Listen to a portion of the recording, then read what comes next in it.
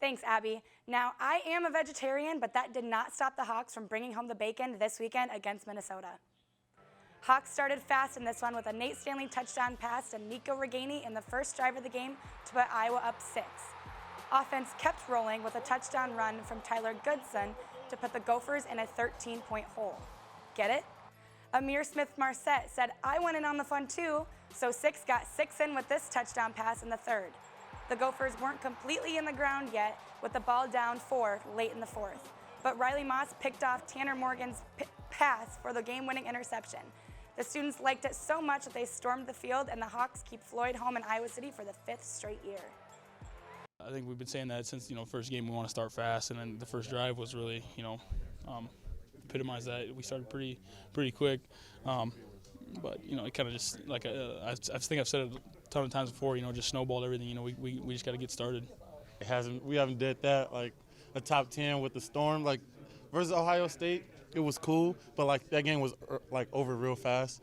So, but when we played Michigan my freshman year, it felt more like that. Like it went down all the way to the last second, and that's the type of games that you live for. That's why you came to Iowa, to play in these tight games.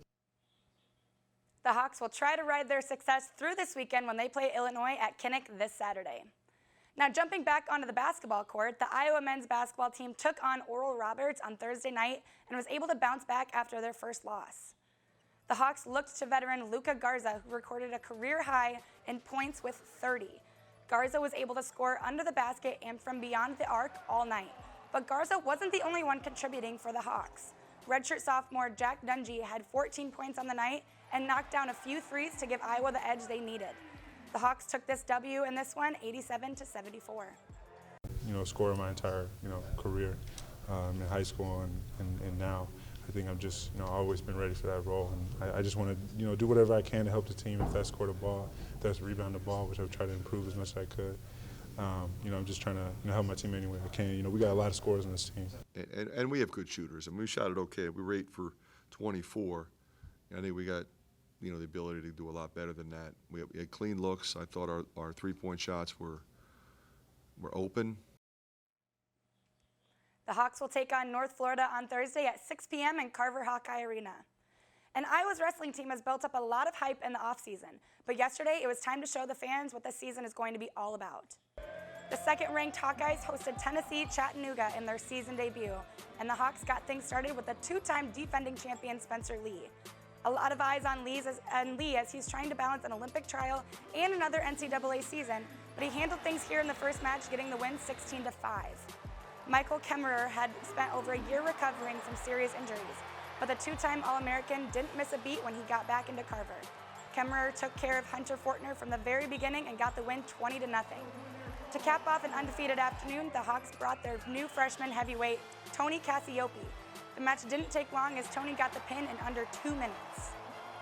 It's nice because when I'm preparing for matches, I like to look at the work I've put in, so I know, I'm ready for that match. I always lean back on my practices, my matches before for confidence, and, that's a great stepping stone for the rest of the season. It feels good. I feel like I can still hit my leg attacks, hit my turns on top, get out on the bottom. It doesn't matter the weight class. It's just going to be about wrestling every position hard, so I just got to keep building now.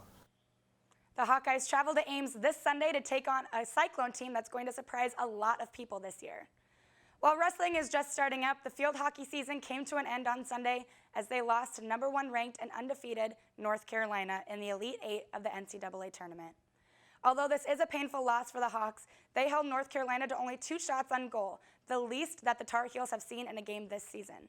The Hawkeyes have seen a successful year, winning a share of the Big Ten regular season title and a conference championship. With returning stars Maddie Murphy and Lockie Strybos next season, there's no doubt that the Hawks are primed to have another successful year. That's a wrap on Hawkeye Sports, but check back tomorrow for TV director John Rawson's take on the game against Minnesota this past weekend. Abby, back to you at the desk.